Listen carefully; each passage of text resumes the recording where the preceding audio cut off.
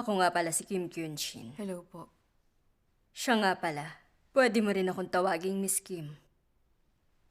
Ako ang in charge sa housekeeping dito, Miss Kang. Kahit pa noong buhay pa ang dating chairman. Siya si Trang. Come here.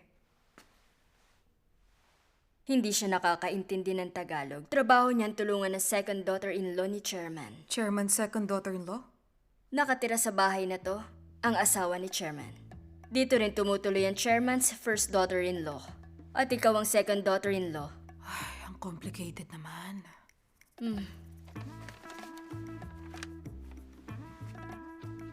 Weekly schedule?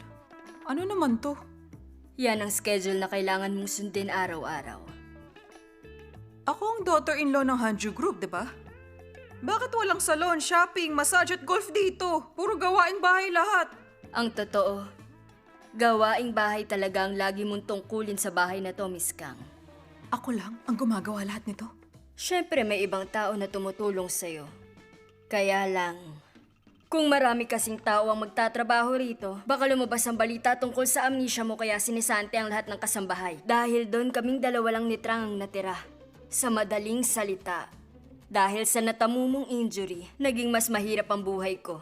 Kaya, kailangan mo kaming tulungan sa mga gawaing bahay. Hindi namin kayang dalawang mga trabaho sa malaking bahay na to. Hindi siya makapag-grocery dahil hindi siya nagtatagalog.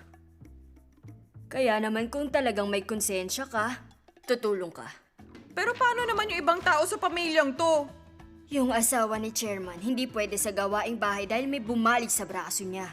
Yung panganay na anak sobrang busy sa trabaho. Yung first daughter-in-law busy sa pag-aalaga ng anak niya. At si Hang Sun-mi, ayoko sa kanya.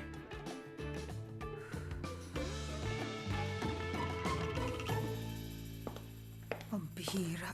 Dapat nagwawaldas ako ng pera ngayon eh. Bakit puro gawaing bahay? Ay, kainis.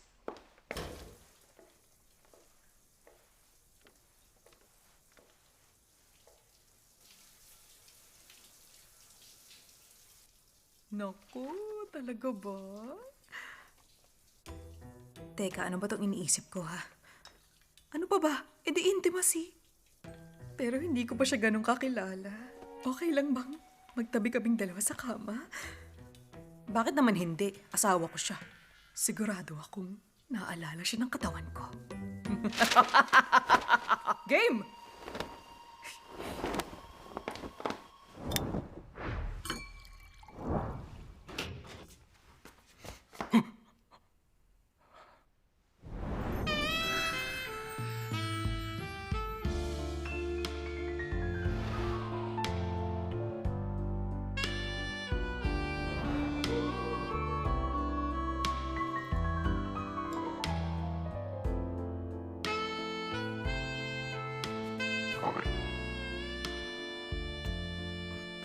Ano?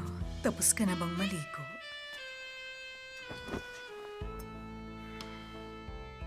Naku, honey. Hindi pa kasi ako naliligo eh.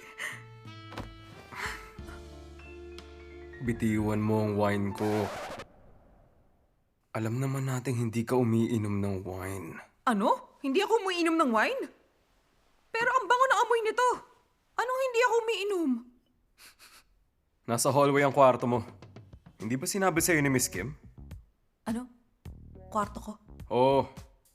Kwarto ko to. Nasa hallway ang kwarto mo. Hindi ko akalain kailangan ko pang ipaalala sa'yo mga bagay na to. Hindi mo ba alam? Ikaw yung babaeng walang sex drive sa katawan. Talaga? Labas. Ano pang iniintay mo?